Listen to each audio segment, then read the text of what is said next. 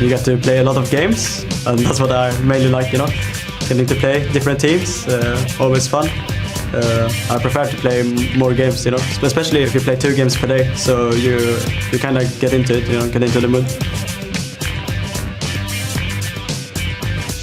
Welcome back to week 7 of the European LCS. I'm Joe Miller, and with me is Trevor Quickshot Henry. And we're about to get into our next game as Millennium takes on Fnatic. Now, the score between these teams is currently tied at 1 win apiece, and the last time they faced off against one another, Millennium came out victorious. They managed to take down Fnatic in front of that massive audience in London, and it was largely due to the incredible performances from Kerp on LeBlanc and Creatine on Twitch, and once again playing around, securing the kills before then challenging for the objectives. Yeah, and I know that we keep harping on about pick comps and Millennium playing one style of game, but truthfully, when it's the only style that they play and win with, I think it's very fair and a valid point. They've actually won 7 games out of 8 playing with pick compositions, but they've only managed 1 win using a different style of team comp. So this really shows that they need to practice with other tactics, and maybe Super Week's the time to show it off. Last week, Millennium lost to Alliance, but they managed to bounce back and take down SK Gaming in a very convincing fashion. I think Kevin seems to be picking up his game, and his champion pool has extended to include Aatrox, along with Irelia. He's played them a massive amount in his last few games, and he's providing a solid front line for the rest of his team to pick their opportunity to engage and blow targets up. And of course, on the other side of the rift, we have Fnatic. In their loss to the Super Hot Crew last week, they got completely outfought, and their stag champion just couldn't handle the mobility of Selfie and the rest of the team. And when Fnatic even lost to Millennium in London, they struggled to deal with the engage power of Twitch, Twisted Fate, and Leona. And of course, when they lost that base race against Alliance, it was once again a pressure situation that cost them the game. Those problems, although, were not apparent earlier today when they picked apart Roccat in a very convincing fashion. Fnatic, of course, used that double AP composition with the Ziggs in the top lane, but it was Xpeke on Orianna that set a new LCS record of 300 CS, securing that at 21 minutes and 52 seconds. So I'm going to start with the game from earlier today. And Fnatic, they just had a great team composition to kite their opponents and zone them out using Ziggs and Orianna. And truthfully, as a team, they never felt the pressure of Roccat. They held their nerve, they landed every ability necessary to stave off the aggression of that Jax jumping in, and they simply dictated the exact tempo of the game to close it out. Now, I do think that Fnatic crack when they are under pressure and when their opponents get into their face and force them to make those split-second decisions, like the team fights against Super Hot Crew, like the base race against Alliance. I think Fnatic, they are best when they're in control, and we'll need to see if they can figure out how to handle themselves when they're under pressure and the teams are getting in their face, because Fnatic, they're definitely hoping for the best in terms of getting into the matchup and grabbing the reins. Well, let's take a look at the starting lineups. This one starting on the blue side with Millennium. They are Kevin in the top lane, Cottonex in the jungle, Kerp in the mid lane, Creatine the AD carry, and J-Ree the support. And on the red side, it is Fnatic with Soaz up top, Cyanide in the jungle, Pekka in the mid lane, Reckless as AD carry, and Yellowstar as the support. So before we head then into Champion Select, let's see who you think will take this one. With 67% of the vote, you gave it to Fnatic. However, that's not the kind of number we're used to seeing when it comes to Fnatic games. Definitely not, and it is also Fnatic who have been hit and miss. I mean, they're 8-7 at the moment. They had a good game earlier today. I'm interested to see whether or not Morgana is going to be banned out against Yellowstar again. It's 4 games in a row that has happened. This could make it 5. And in terms of the rest of the picks, I think Fnatic now, they're going to plant a seed of doubt. If you see Ziggs, you instantly go, do they want to run it again? Is that going top lane? Is that going to be mid lane? Part of the reason I think the Ziggs and then the Orianna lock-in was smart earlier is Fnatic had all the information. They knew there was no hard engage. There was very little other than Lulu and Jax running at you. That was a threat, which is why they could get away with the double AP. If there was a Leona or a Vi or a Nocturne or a heavier engaged champion, they're less likely to run that double AP, I believe. And that's the thing, though. You mentioned the Morgana ban that's been banned pretty consistently against Yellowstar. His thresh for me has been absolutely top-notch. He has been hitting hooks. If you remember back to last week, actually, it was a flash hook onto a minion. The entire team were kind of laughing at him. We saw that clip in the preview show. But after that, he went on to hit 5, 6, 7 hooks in a row to eventually close them out in the game. We'll see if the strategy here against Fnatic when it comes to bans has changed, as Millennium do have first ban, and that will go the way of Kayle. So taking that one out, that's another champion that could, in theory, fit in both top and mid lane for Fnatic. Twist Twisted Fate removed by Fnatic themselves, an Orianna ban, a Ziggs ban, so very focused on the AP champions and that mid lane. Yeah, very, very heavily. Earlier today, we talked about Millennium and how they like to ban champions out that prevents their weaknesses, and this blue side Cassidy is another trend on the side of Millennium's favor.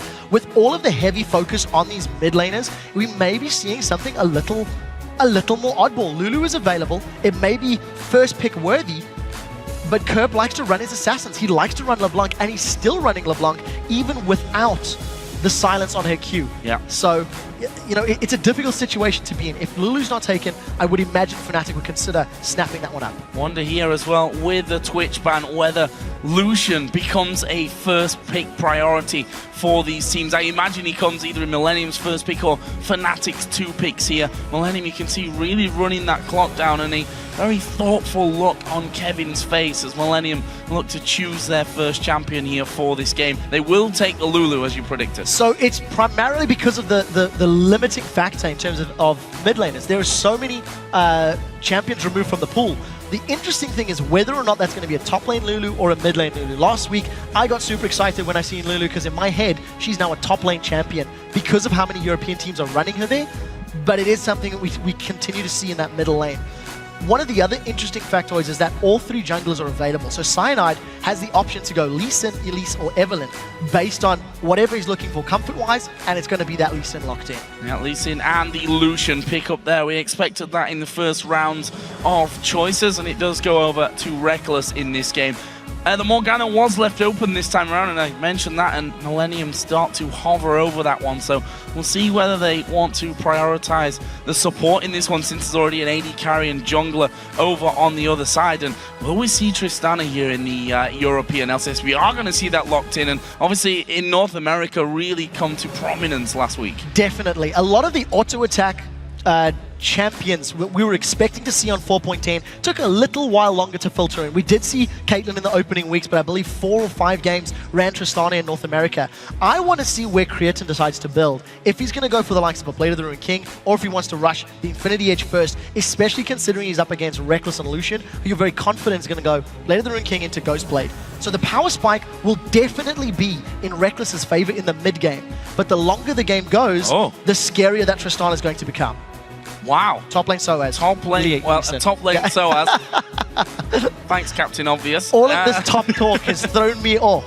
But we are going to see Evelynn put in there, and that's the champion that we expected Cottonex actually to be playing in this game. I think we can say, you know, the top 3 junglers really are something that both of these guys really familiar with. Cottonex been running Evelynn the last couple of weeks. We know how good his Lee Sin as well. Fnatic deciding to take 2 of those away and maybe forcing Cottonex onto something a little bit different this time around. Also looking for a possible mid or top lane. I expect that Lulu will end up in the mid lane with Kerp, and Kevin may end up with this Aatrox. You mentioned that in the pre-game that he's been doing well with it. If he's not going to go Aatrox, I do assume it's going to be something like an Irelia. There's a lot of single target damage from the Millennium squad. Tristana's going to be, you know, single target auto attack focus. Morgana wants to lock someone down and focus them out with that Dark Binding. And with the Kha'Zix actually locked in, this is a very interesting change. Once Kha'Zix lost his damage reduction on his ultimate, he fell out of favor at LCS level in Europe. But we did see him played a couple of times in North America, and the challenger scene is still playing him a lot. One of the benefits that he did gain is a good chunk of damage on his isolation when somebody's truly isolated, and his waves monster clear is decent on his W, as it was a boost to the monster damage. The only thing is, if Cottonex doesn't get ahead, if Cottonex doesn't start snowballing, I do feel like he is a jungle champion that falls off without kills or without items. Lee Sin will always have utility in his kicks, in his saves, in his mobility. Kha'Zix a little bit less so. So a lot of pressure on Cottonex to get rolling and get rolling quickly. Yeah, also saw him last week in Korea, SK Telecom against Samsung Blue. Cottonex played him. I doubt that one very much. Kha'Zix did come through in those ones. Looks like we're being trolled on the other side, though. I don't think Fnatic will be locking that champion, and in fact, it's a last-second switch out to Syndra in the mid lane for Xpeke. So Xpeke is actually flirting with Syndra a little more frequently. He is playing this champion, and the last time these teams played, if memory serves, Peke was playing Syndra against Kerp's LeBlanc and did a pretty good job. It was the first time we'd seen Syndra holding her own against LeBlanc's. The one thing that I'm interested in from Fnatic's side is they don't have a traditional engaged champion. They're going to be relying on the Lee Sin kicks or a flank from Evelynn. And then, if they blow somebody up with the right damage, with the right skill shots, obviously the peel and protection from Yellow Star's Thresh will be very important.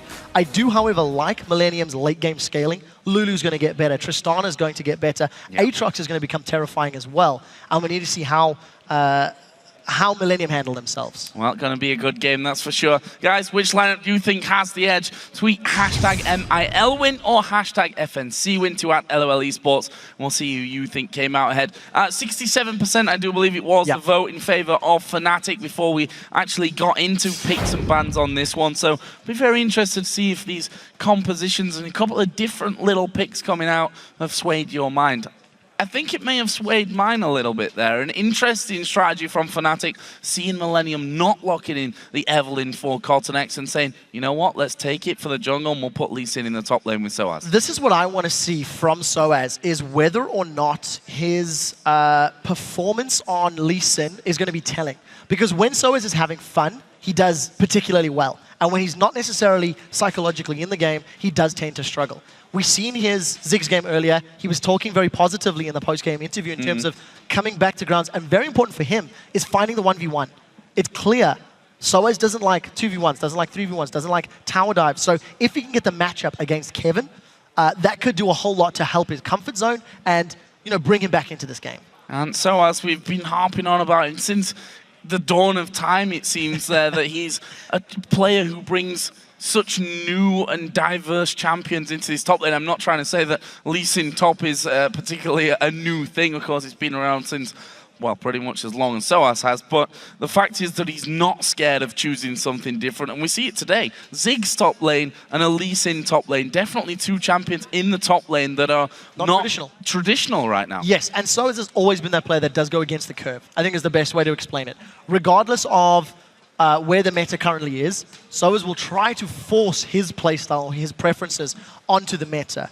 We did just have to quickly remake the lobby, guys, so teams are running through picks and bans, and we'll get into this matchup shortly. But I do want to see whether or not Millennium looks for a lane swap. I want to see whether or not Peke can punish a mid lane Lulu. Again, he did it earlier today, set that new LCS farming record. And as Deficio said many times, Lulu no longer a prominent lane bully. But this is many, many patches ago. Lulu's definitely scaling, utility, and mid to late game damage. And we need to see if Millennium can get there. And going to be a problem possibly here for Fnatic to get their hands on the Tristana, who obviously her range as we go along is only going to make it harder to pin down. You've got the rocket jump to get away from things. They do have that Evelynn in the lineup though with Cyanide, and it's probably going to be mainly his task to actually get those flanks going. Some of the best Evelynns we've seen recently are the ones that have been able to get behind an entire team. I completely agree with you. And once again, if we just quickly switch to Millennium, their damage and their focus is once again blow somebody up, move on. Lulu wants to be stealthing up a Kha'Zix who's going to be running into a team fight, give him a shield, give him a wild growth, try get that assassination. Once he can get his evolved wings, start leaping around multiple times, Tristana is going to get resets on a rocket jump if they can blow people up. And the key is going to be very much focus a target down, then move on. As opposed to LeBlanc mid, where you want to blow them up quickly and do it. This is just going to be a little more sustained. Use Lulu and Aatrox for zoning, get the damage down from Tristana, and move on to your next target. Well, definitely an exciting game coming our way, guys, and we are going to get into that match. It's Millennium versus Fnatic here. A very, very interesting one with some different picks coming to the table. Creatine bringing out that Tristana in the AD carry role for the first time we've seen here in Europe at least. Soaz also taking Lee Sin to the top lane, and Syndra in the mid lane, something that we see once a blue moon, I think it's fair to say. And we'll see how his performance is on it today up against Kerp, who's definitely a man that you need to do well against. He is shutting people down left and right these days. Completely agree. And in terms of that mid lane matchup, that's Syndra versus Lulu, Syndra, of course, has got the ability to hit multi-man stuns, has got an immense amount of burst damage once she gets those items locked up. But very crucially, Peke is going to have an easier time in lane against the Lulu in terms of just the straight up 1v1s. The one thing Peke is going to be careful of is Cotton X coming to gank for Kerp, because if you can get Lulu ahead, you do have pretty good wave clear early on. You can make Peke's life difficult. But it looks like lane swap potentially on the cards here for Millennium. They maybe want to get in Soaz's head and maybe deny that early game pressure that Lee Sin would apply to Aatrox. And that's the thing about Soaz. We know him as a very temperamental player when it comes to doing well and not. If you put him off his game, if you can camp him out of the match hard enough to the point where he's feeling frustrated, then that's definitely a plausible strategy against Fnatic. Also, you have to say, on the other hand, he is a man with so much experience over these years that those kind of things probably shouldn't be phasing him anymore. We'll have to see how that one all goes. Fnatic were all set up by their red buff right from the very get-go, but looks like they'll be slowly but surely moving off. Of course, they're going to come back now to that top side. It's interesting because they've seen Millennium coming around from this one, so they're going to try and fend off this red invade. It's all due to the vision. Fnatic had 5 wards down across the river. They spotted the invade, and it looks like Millennium are going to get pushed away. Look for Yellow Star to potentially start something out. I think the presence of Fnatic has scared Millennium away, but that defense of the red buff all stems from Fnatic's very good early game vision. The wards just timed out a moment or two ago, but it means that Fnatic hold on to their buff, they delay Cotton X, and Yellow Star's even going aggressive to potentially steal Millennium's buff. A very smart tactical play from Fnatic in the early game. Gonna try and get a ward down here in the brush by Wraiths.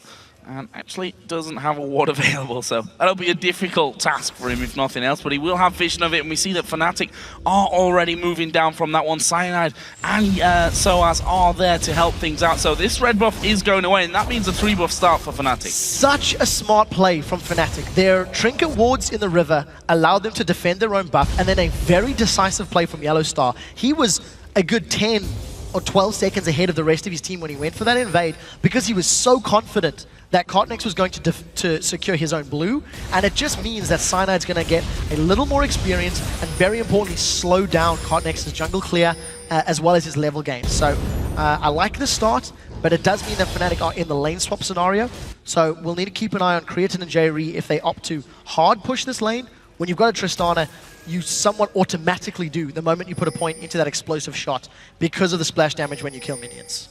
And Kevin there going to be spotted as he leaves that golem area to find that Wraith Camp has already gone, and he knows therefore that that red buff is also gone from them. At the moment, Fnatic just picking up their blue buff, and look at this, Cornix is going to come and try and counter that one a little bit. We've also got JRE hanging around, so they may make a move, try and force an early flash out of Peke in this mid lane. It's going to be all about the binding. He does actually land on him. Good stun to Kevin. Can they lock him up? Ignite is down, flash from Cornix, and the first blood does come in. However, Fnatic pushing back around.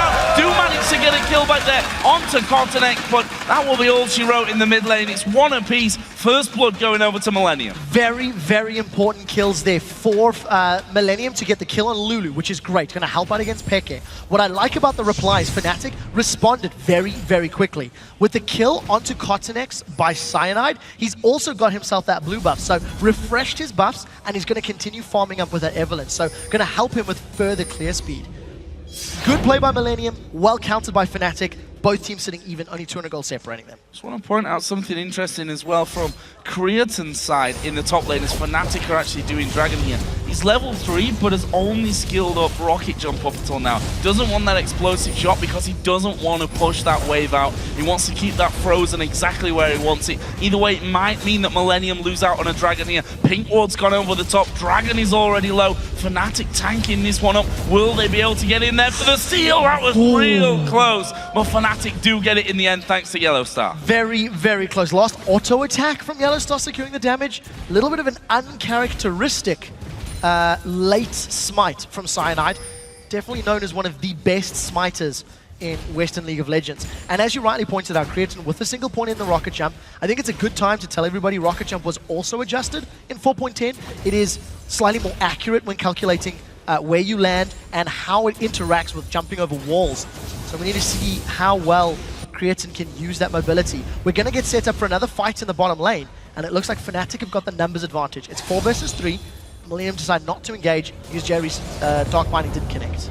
No connection means no follow through. A Hawk actually coming out there from Yellow Star. You have to wonder if he's put that purposely wide to make Millennium wonder if anyone will still be hanging around there should anything really start to kick off. Not actually the case, and Fnatic feeling pretty confident, I think, with this one, as finally Creatine's going to have some resistance to talk of in this top lane. It's now finally put a couple of skills over into his other abilities. His Curb not quite being locked up there by Peke. Cyanide was hanging around in case they got the stun. So even Stevens, as far as CS is concerned, all 3 lanes doing well. And Kerp, very actually intelligent with his aggression. He realizes the siege minion is pushing under his tower. So knowing that the minion wave is not going to crash with his tower, he forces Peke away.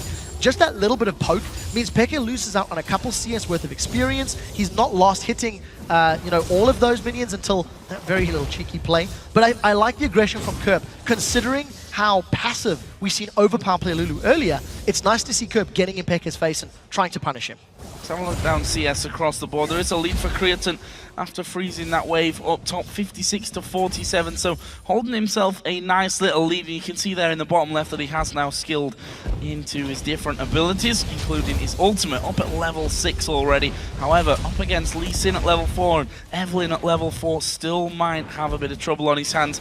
Is at the same time, he has his ultimate to knock someone away, got the rocket jump and a flash available, so shouldn't be in too much danger, even if Evelyn would have stuck around. Shouldn't be, but there's one thing you do also want to remember. As you've highlighted, Creaton is putting points in a rocket jump, and he's putting points into his explosive shot, obviously. Tristana does have a fair amount of burst. It's not high by any stretch of the imagination, but focusing on W, E, and R allows Creaton to combo with burst damage from Cotnex and potentially blow somebody up, especially before any HP or armor items have been secured. Also keep in mind, Creaton with the rocket jump, with the buster shot, is magic damage. So early games where Soa's just got a chain vest, that damage will hit just a little harder. As we're talking about that, we did see Creaton go back, pick himself up the Cutlass. So it looks like he's going Blade of the Ruin King first here on Tristan. As you mentioned, in North America last week where we saw a high number of Tristanas, we also saw a different approach to how to build her as well. Some little successful, more successful than others, let's call it. Well, they're going to be actually moving down towards the bottom lane. Fnatic's AD carry Reckless has just recalled as well, and it looks like he's going towards the top of the map. So they want to keep this 2 versus 1 scenario going on, as Millennium now looking for their blue buff. However, they do have Yellow Star here to cause a problem. Evelyn's on the way. Yeah, he's alone. There's 3 members of Millennium. If they jump on him quickly, he runs the risk of getting caught out, but manages to back away at the right time. I actually really like Creator going Blade of the Ruin King against Lee Sin and Evelyn, because if either of them dive onto him, he not only has Rocket Jump to escape, he has Buster Shot to knock people away, and he's going to have the movement speed increase and, slow from Blade of the Ruin King active. So that's going to be a pretty safe AD carry. And lane swaps, as you've already highlighted, no tower's gone down yet, but Dragon will be up in a few minutes' time, and Soaz and the rest of Fnatic now at a disadvantage thanks to the fact that their duo is up top. So Blue were finally going over there to Peke as well. We did see Kerp picking his up just a little earlier on, and that pressure's still on this bottom lane. Fnatic not quite pushing the top lane out quite as much as Millennium on that bottom side of the map, but we do see one thing that has changed is Reckless getting himself right back up there with the farm, 79-79, so all even, and that 10 CS difference that was present a few minutes ago has now been nullified, as Kevin gonna take a lot of damage from that one. Good little flay coming out from Yellow Star, as now Cyanide being chased around here by Kerp. This is gonna be a decent amount of damage. Kerp, level 8, takes half of Cyanide's health. That is very good damage, and Yellow Star, I think he wants to tower dive on Kevin. That's the flay. There we go, flay coming in, the hook will land as well, but the jump away from Aatrox, the culling will come out. There is no, the Bloodwell didn't get popped. Reckless gonna get the speed boost from his heal. Is it enough? There is the Bloodwell pop, but can he actually keep him under control long enough to finish off? No, one more auto attack would have done it, but Kevin surviving with the skin of his teeth. Down to 16 hit points, and he manages to walk away with his life. Soaz knows that Cotnex is there, lands a Sonic Wave, and that's gonna give up the ghost for Millennium. Good counterplay by Kevin to get away, and if you actually look at the summoner spells, Flash and Heal for Reckless, Flash and Ignite for Yellow Star, in comparison to just a Flash for Kevin. So you need to weigh up, are all of those summoner spells worth a single tower and the Bloodwell passive? That is what Fnatic unlocked. If Millennium can punish the summoner spells being down for the next few minutes, obviously it'll be in favor of Millennium, but they've only got that small window of opportunity where they know their opponents are down on summoners. And now they lose that bottom tower as well. Q did land onto Jerry, but Creaton would have been able to knock Soa straight away out of that one. We do have the second Dragon coming back up here in just a second. Fnatic, of course, losing out on the first one. Let's see if Millennium can hold on to this. So very, very high pressure situation. Millennium do have teleport with Kevin in the top lane. They should be able to make it down if a fight breaks out, but Fnatic already tightly grouped up.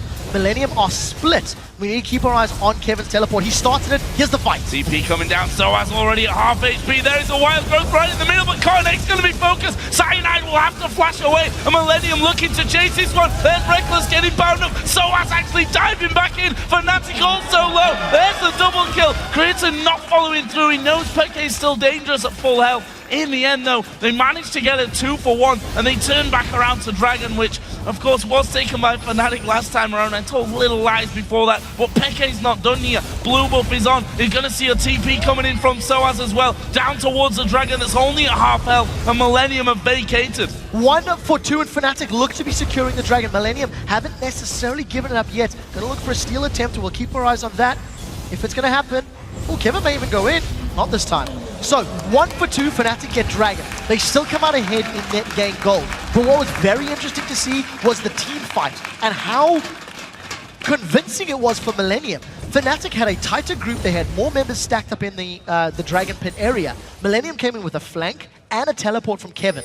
Yes, they lost Cotnex fairly early on, but Creatin was left untouched. And he rocket jumped into 4 members of Fnatic, only to flash out safely. With the double kill, he's got his Blade of the Rune King completed already. And if Creatin can continue playing aggressively and getting those kill secures, he's going to accelerate this weak period of the game for Tristanus. And that's the real danger as well.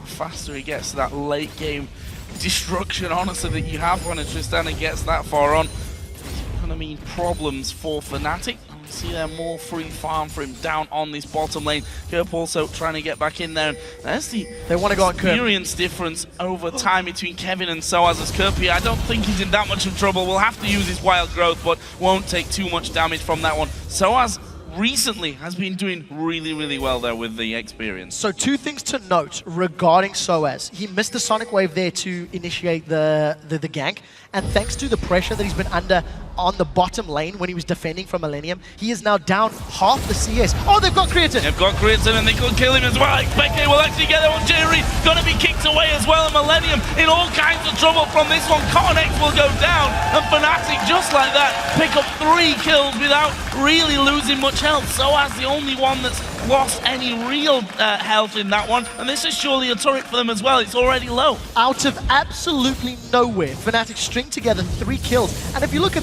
there was vision in the river for Millennium, but they just got completely surprised. And unfortunate for Millennium, just being in the wrong place at the wrong time.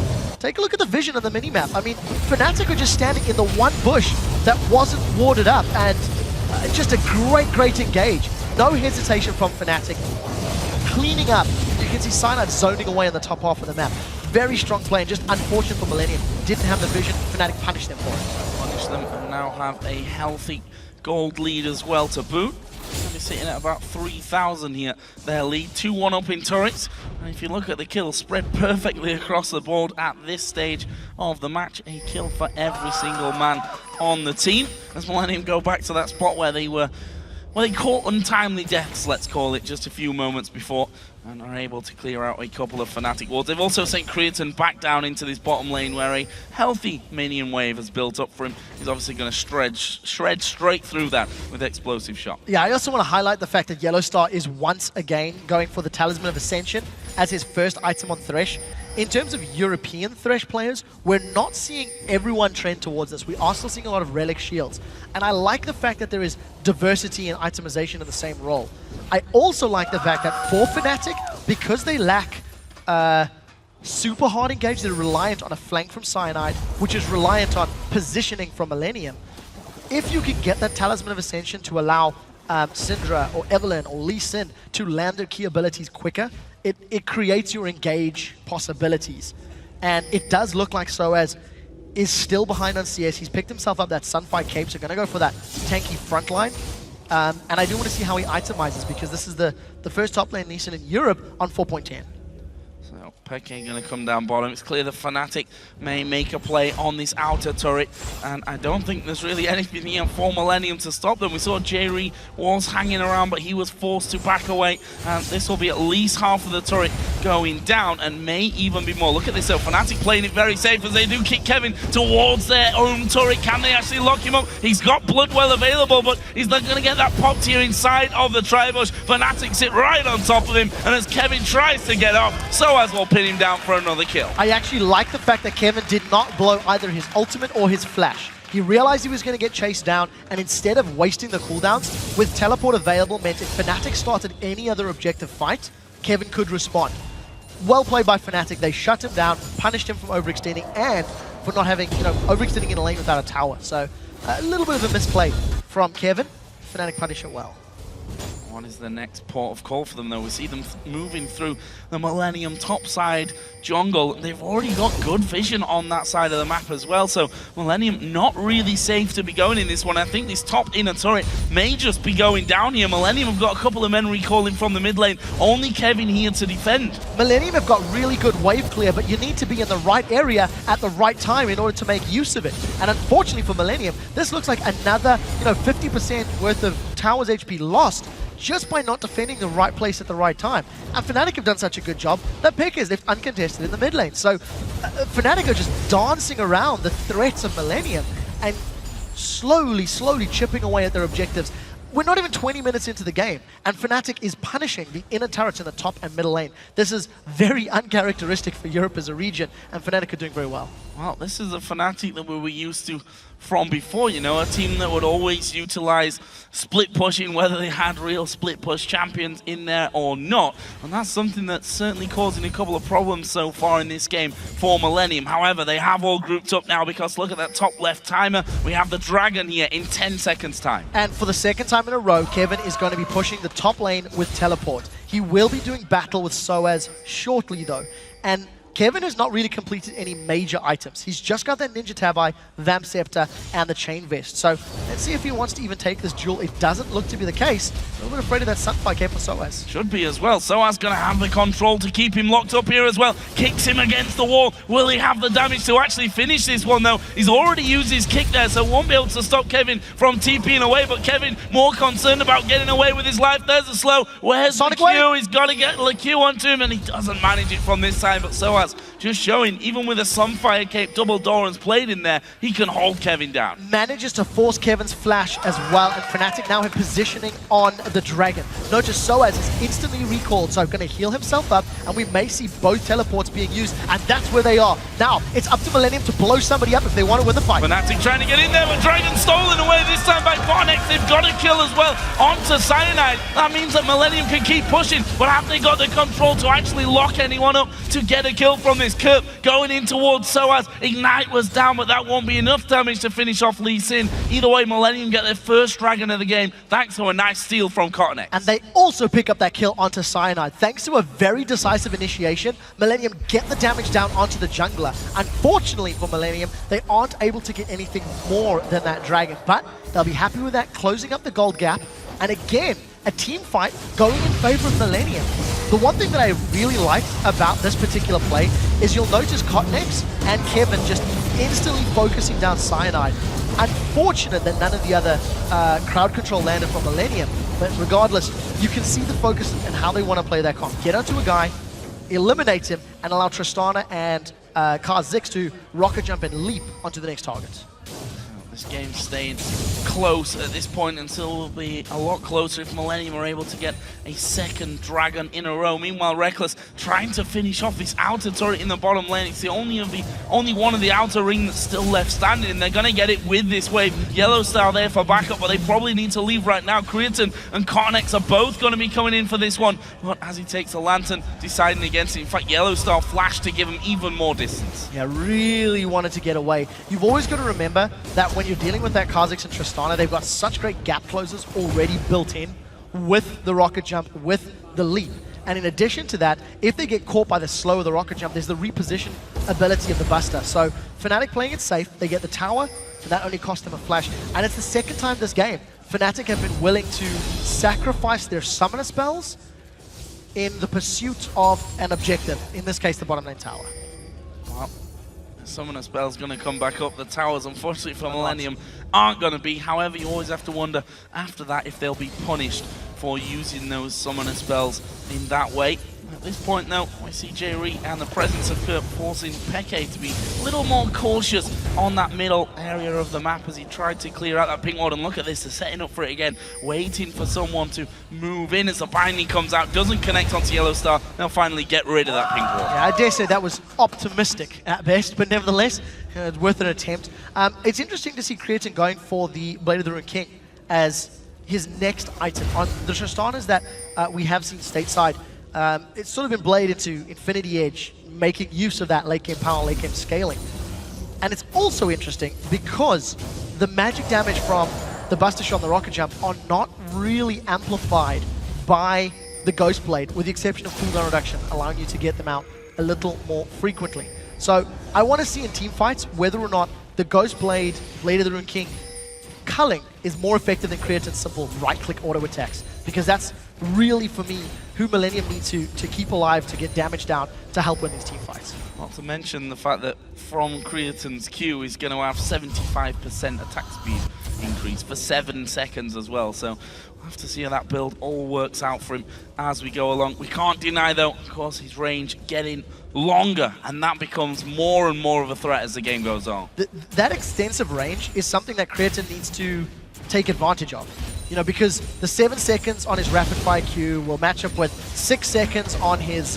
Kevin's now picking a fight with Soaz. Yeah, he's got Cornex for company as well, and that's why I felt more confident with that one, but in the end, Soaz just able to walk away using that mobility of the Lee Sin, especially if you look when he's got that sight stone in there as well, so able to safeguard off a little bit more, whether that's going over the wall into the jungle or just further up the lane to get away from any possible pressure. But Fnatic here starting to move in now onto the bottom side of the Millennium jungle, and this is a position that Kerp needs to be careful in. In the end, they decided not to actually fight over it, and Kerp's going to go back to mid to farm. All of that invades and pressure from Fnatic is for Vision for Dragon. They're looking for Kerp. Wow, that's Agony's Embrace. Oh, they're going to kick him back here as well. He's used a very early Wild Growth. Not got much health left from this one, but they're slow onto Cyanide. Will that be enough to keep him alive here? Meanwhile, Cornex slowing down Yellow Star, and we see Kerp is able to survive that one despite a big challenge from a lot of Fnatic players. Very good stunt from Peke onto Kevin, prevents another engage. While the combat is happening in the mid-river area, Reckless pushed bottom, and Millennium, they're going to back away. Fnatic are grouped up enough to defend the tower, but what was great about that play is just how quickly each team is reacting. And I think the reason both teams could react so quickly is anticipation of the next Dragon fight. All of the major engagements that have happened between these two teams have revolved around Dragon spawning and Dragon fights, and they've both been determined as well by teleports by the respective top laners. So Soaz going to push out top, Kevin going to push out top, Dragon's up in 50 seconds, and we will be seeing another team fight. I think Creatine should have enough money for his Ghost Blade, if my math is not too terrible, and there we go. He's going to secure himself that. So even as far as items are concerned between the AD carries, and positioning, I think, is going to be key. If anyone is slightly away from their team, there's so much damage from both squads that that person will just get instantly killed. Yeah, mid lane as well, similar, in fact, pretty much exactly the same items. Oh, the hook coming onto a Jerry, that's going to be a lot of damage. They may even be able to kill him. Wild Growth coming out, but it's going to be Peke that's able to finish off there through his ultimate right in his face, and that's a pick that you don't want to happen 10 seconds before Dragon comes up. Millennium are going to have to steal again. That is a big mistake from Millennium. They lost 3 members earlier in the game just from Vision in that exact area of the map. Jerry and the rest of Millennium, oh, they've caught Cornex. Oh, he's dead. He's not going to get away with that one with all that burst as well from Reckless and from XPK. And that again is Yellow Star doing incredibly well. And now Soaz actually fighting 2 of them on the top side of the map. Blue buff is up, but Fnatic are all about the Dragon. Yellow Star deserves a cookie because his Thresh game earlier was fantastic. Saving team members left, right, and center, and peeling from everyone on Roccat to ensure team fight victories. In this game, his death sentences have allowed multiple kills, which have set up the Dragon. And I really just want to hit home. Millennium were punished 6.5 minutes ago in the river in the exact same area because they disrespected Fnatic's vision. They did it again. Jerry eats a death sentence, gets killed. They poke around Dragon because they've tried to steal it over the wall, and Yellow Star predicts it, lands a hook, and Millennium need to realize where Fnatic's vision game is and play around it, not into it. And Fnatic are now moving up to sweep out the Baron area as well, so making sure that they have full control over the big objectives on this one. Critten's going to get himself a red buff in this match. We'll see how much that actually makes an impact on things, if they even want to fight Fnatic at this stage, knowing that one person's pretty much just going to get blown up instantly, and then they have to work around everything else. The wild growth, of course, will go onto that one person, and at the same time, you lose a lot of your utility if you have to use it on that guy that's fleeing, that's very low. You can't use it, for example, on Cottonex, who's stealthed up and got into the middle of the team for a 3, 4, 5-man knockup. Completely agree with you. And for the time being, Millennium have not been super proactive in their plays. They're going to try and shut down Soaz, but he's gotten away multiple times, and he's got the support of the rest of his team, so this is going to get turned back around. Kerp's the man in trouble. Oh, kicked him in towards the hook. The box goes down as well, and that wild growth is going to be used very late, but it doesn't matter. Reckless secures the kill and puts him onto a killing spree now at 3-1-2. And Fnatic, are they going to be able, with that kill, to clear up this inner turret? If Millennium stick around, they run the risk of eating a death sentence or a stun from Peke. So they decide not to defend the tower, and that was the right call. They would have needed the range wave clear of Lulu to play safely. Put that shield on a minion and get the Glitter Lance along to the back line. Fortunately for Millennium, they are going to get caught out once again. You know, that's the first positive play that they've tried to make. That just got turned around, and Fnatic, they were playing the bait game, and they've started off Baron. Millennium have got no vision of this. They have no idea that it's going on, and I think they're going to be too late. By the time Millennium have moved, Baron's secured. Baron's going to have gone down, and I'm not sure that Millennium are going to be able to touch this middle turret. In fact, Kevin has gone for a bit of a wander. Can they lock him up from this one? In fact, they decide not to chase in. Fnatic picking up the first Baron of the game, and that just really compounding their gold lead here to about 8,000. While Peke comes back around to the mid, and as I said before, not even going to take it down. No, I can't. There's too much risk for Millennium. And they've fallen very far behind. 7,000 gold at 30 minutes. They're down in towers, down in dragons. They've lost the Baron. And yes, they have won team fights up until this point, but it's been reactive team fights. It wasn't a fight that Millennium started that they won. It was reacting to Fnatic's play. And in our pregame, we talked about how Fnatic struggle when they're under pressure, struggle when their opponents maybe push them around. And that's simply not the case now, because Millennium have been bullied, have been pushed, have got their backs against the wall. But the longer Fnatic takes to close this out, the more powerful that Lulu, that Kha'Zix, that Tristana is going to become. So we need to see if Fnatic can break that inner line of turrets and the inhibitor line, because that's really the game-changing moments. Well, one big thing that's just been picked up there, I noticed that after the Baron, Peke was sat on 3,000 gold. He's gone back home and picked up a Deathfire Grasp, which means the wild growth at this stage might not be enough to keep the one person that gets caught out alive. And you maybe argue the counter to that one person being caught out is if Millennium fight on their terms, but I'm not sure there are terms that Millennium want to fight on right now. That's how far they've fallen behind in this game. Again, Soaz is going to bully on this top lane, going to force Kevin to back completely out of it. And this is a tanky Lee Sin. This is a Lee Sin with no damage items. Yeah, nothing at all. One Doran's Blade. I mean, that's nothing to write home about at the 30-minute clock. And Soaz has just been bullying Kevin. The thing is, Kevin does have more CS. So in terms of team fight presence, they will both be doing a fairly good job. And with the Baron buff on Fnatic, Millennium are not even running the risk of a fight. J-Ree's just going to time a Black Shield well, and he can negate the threat of that death sentence, but decides against it at the end of the day. And Fnatic going back to split push, going back to leaving Soaz in the top lane. You need multiple members to kill this top lane tank Lee Sin, and Millennium can't afford to alleviate their members elsewhere. Yeah, you talk about team fight presence for Kevin. There's no team fights. That's not really going to be anything that he can have an impact on in this game. Fnatic are pushing once again, this time down the mid lane towards that inner turret. There's a hook coming out. Actually, will flash wide. Kerp did have the Black Shield on him, but look at this. Peke and Cyanide going to be looking to get in there from the side. Can they land a long-range stun, which will surely set someone up to be burst down by that Fnatic team? Either way, Millennium know that they can't hold on to this turret. They leave it be, and Fnatic pick up their 6th tower of the game. I would dare say, with the knockback on Syndra as well as Lee Sin and the power of the Lantern from Yellowstar, Fnatic have the option to tower dive in relative safety. because if something goes a little bit awry, they can just kick away the threat from Millennium and actually save their own team members. And we've seen how coordinated Fnatic are playing today. They just picked apart Roccat exquisitely, and a lot of it was due to Yellowstar and his great lanterns. And look at this, Fnatic just bullying their way onto the inhibitor turret, using the region of Baron to sustain any poke they've secured. So as with all that armor, Manu can just get straight in underneath that turret, tank up 2 or 3 hits from it and let Reckless do the damage from that backside, and they're not going to give up just yet. Another hook actually coming in. There's a stun on towards Kevin. No big follow-up from Fnatic there. They were looking maybe to stun at one of the more squishy targets that Millennium are trying to defend with Kurt, maybe one of them.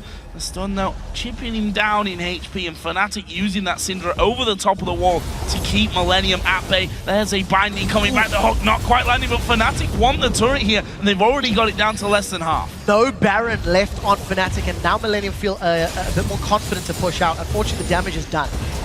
1 or 2 more waves for Fnatic, and they can secure that objective, but they're not playing risky. They don't want to go in. They've hooked Kevin, but there's not much support from the rest of the team. Dragon is also live, so it appears that Fnatic want the Dragon objective.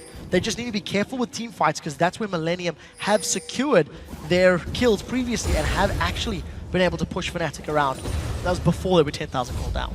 Yeah, and that's not exactly ideal for Millennium. That hook obviously connecting from Yellowstar, but it's kind of like, you know, fishing and you think you've caught something nice and small, and actually a shark comes flying out the water of you. The Aatrox wasn't what Yellowstar was looking for in that scenario, all alone in the jungle. But it looks like Fnatic are going to be backing away here, spend up a little bit of that gold. I mean, Peke sat on over 2,000. There's over 2,000 gold for Reckless. Yellowstar himself is sat on about 1.5k, so plenty of gold to spend on this next trip home, and that next trip home may be the last before this next Baron comes into play, which Fnatic took without any kind of problem the last time. Millennium couldn't contest. They had no vision to even try to contest, and they let it go unnoticed. Reckless finished off his Infinity Edge. There's 2 Randian Omens on the side of Fnatic. Void Staff for Peke. The item difference is massive. I mean, Peke is a full DFG and completed Void Staff ahead of Kerp at this exact moment in time. And unfortunately for Millennium, because they've continually lost those small objectives and those dragons for the majority of the game, it just means that even if they get a good team fight, it's not enough. Because Fnatic have got this window of safety, this 10, 12,000 gold lead worth of items to help mitigate any misplays or any errors in their team fights. And for Millennium, they just need to hold out. They need to wait for that 10 or 12,000 gold to become less relevant as you hit 60, 70, 80k. And at which point, that's when Tristana should be overtaking Reckless's Lucian, especially with that long range. Well, we'll see if we even get that far in this match. Fnatic sure as hell don't want to get there. Yeah, I don't believe so either. We've got just over half a minute until the Baron does come up. There's a hook onto Kevin. Not the man that you're really looking for, as Reckless gets himself a red buff in preparation for a possible fight here on that Baron. Of course, Soaz doing what you'd expect a top laner to be doing, which is off pushing the opposite side of the map with his teleport available should it be called into use. Should Fnatic be challenged at all around this Baron area of the map. In the meantime, he's just going to keep squeezing the pressure onto that bottom lane. Don't forget, Millennium got no turrets left outside of their base. And more importantly, Millennium have no vision of this Baron pit again. It looks like they run the risk of being flanked, of being caught out, and here comes Cyanide. Cyanide throwing down the ultimate there. The teleports are going to start to come around. J-Reed falling very low. It's Reckless that gets that one to put him onto a rampage, and there's Soaz going around. The hook lands onto Kerp as well. Double kill for Peke. Kerp went down without using that wild growth, and that means trouble and possibly the game here for Fnatic. Kevin, the last man left standing, and the spawn time is already up at 30 or 40 seconds. Absolutely great play from Peke. He saved that Deathfire Grasp until the last second. One of the things I like about his Syndra play, he waits for the target of Cotnex to jump in, and Cotnex tried to assassinate Reckless, but it was never going to work out. He dove into the entire back line, got shredded. Fnatic, convincing teamfight win. They've got the minions to push down the Nexus, and instead, they're going to play this one safe. Death time is off fairly short, so I guess erring on the side of caution and securing the Baron is probably the smarter play at this stage. Yeah, I think they had enough to finish the game off there, but why take risks? All about points at this stage, especially when you know, looking at the fact that we're in a super week here, and to come out of that 2-0 after day one would be a magnificent achievement for Fnatic and certainly help their chances as the road to Worlds continues. At this point, though, we do see that Baron will go down. Of course, no challenge whatsoever from Millennium. They've only just spawned back into the map, and it means that Fnatic again go home with an absolute ton of gold. 3k almost on Peke's, over 2 for Reckless. The rest of the team sat between 1.5 and 2,000 gold to spend as well. This game is pretty much, apart from the Nexus going down, over by now. I completely agree with you, and I do really just want to highlight how great Yellowstar's playing on Thresh. Yes, Morgana's banned against him, but my word, the death sentence he landed onto Kerp in that mid lane after the fight allowed Fnatic just to get another kill, allowed them just to continue pushing even faster, even further. And I think when you've got such a good playmaker like Yellowstar for the time being, you can afford to run with slightly less engaged, because Fnatic, when they want to pick up the wins, they can. And barring 2 small misplays at Dragon earlier, they have once again been in complete control of this game. They were pushing around, they've had a gold lead, they've been dictating when fights happen for the most part. They commit to a Dragon, and Millennium have just been playing super reactive. So, you know, all credit to Fnatic for 2 great games. 2 inhibitors down, and Millennium back to the walls is maybe a little bit soft in this one, because we're approaching a 20,000 gold lead for Fnatic as they move in to what is the final turret outside of the Nexus here, as Kevin already down to less than half HP, and I'm not sure that they can hold on to this one. They might have to be relying on Nexus turrets to fight, as Kevin is going to get in there, does get a good wild growth. Millennium going to try to fight back on this one. Kevin does have his blood well popped. Can he get away from it? Does look like he will in fact escape that one, but look at Millennium, 3 or 4 men very low, as Kevin is going to get dove on there by Soaz. Survives it just about with a black shield, but they've got the inning turret. They've got the turret, the inhibitor's exposed, and there are super minions pushing towards the Nexus turrets. Fnatic, if they get a kill, can peel over to the Nexus. In fact, they may not even need a kill. Look at that damage onto Kerp. Peke is now in trouble himself. Diving onto him, but he takes a lantern away, and Cyanide comes in from the side. Ulti goes down, Kevin's going to be the sacrificial lamb. Cornex actually jumps in there as well. J-Re will fall, and this is surely the game now for Fnatic. Cyanide flashes over, they get that 1 kill. Can they get Creatine in the fountain? Yes, they can. They may even get more. Kerp going very, very low. In the end, though, Fnatic left with a 4 versus 1, and they want this kill on Kerp. That one doesn't land. Cyanide's chipping away on the turrets as we go. This is going to be the game for Fnatic. Still think that they might want to try and kill Kerp on the fountain. They may even try that one. In fact, Kerp's come out. He said, go on then, take the point. It is in the end Reckless that gets it, and the Nexus does go down. Victory for Fnatic, 2 out of 2 today. Fantastic performances in both the big games. I think the Ziggs top and the Lee Sin top are working for Soaz. The rest of his team is doing so well. Everybody's performing very well in these team fights and these game decisions and pushing the map. Millennium were just out-rotated, especially in the mid-game phase, where Fnatic just chipped away the towers. And a deserving 2-0 on the first day of Super Week here in Europe. Fnatic not making any mistakes there towards the end, not playing dangerously either. I think that's the key point to really realize from that they said, guys, we've had games where we've been ahead before and we've managed to blow them, whether it's through one decision or another. There's going to be none of that this time around, though. We play by the book, as Peke signed someone's book, and they did it in a very convincing fashion. Just under 40 minutes, 18-5 in kills, and just to run kind of down some of the scores there, 2 people in particular I want to talk about, actually 3. Peke in the mid lane ending 5-2-9, a 7-1-7 performance from Reckless again, bringing in the points for everyone who's got him in his fantasy team, not me, sadly enough, and Yellowstar. They've been banning Morgana or taking Morgana away from him, leaving the Thresh open, which is just mind-boggling to me because his hooks have just been out of this world. Yeah, he really has been a game changer for Fnatic in the last few weeks. Today, Fnatic have shown a much better tactical and individual level than we have seen from them. It was 2 games back-to-back where they just played really well. It wasn't all amazing, though, because there were 2 dragon fights early on where they started the dragon, Millennium jumped in, and Millennium won the fights.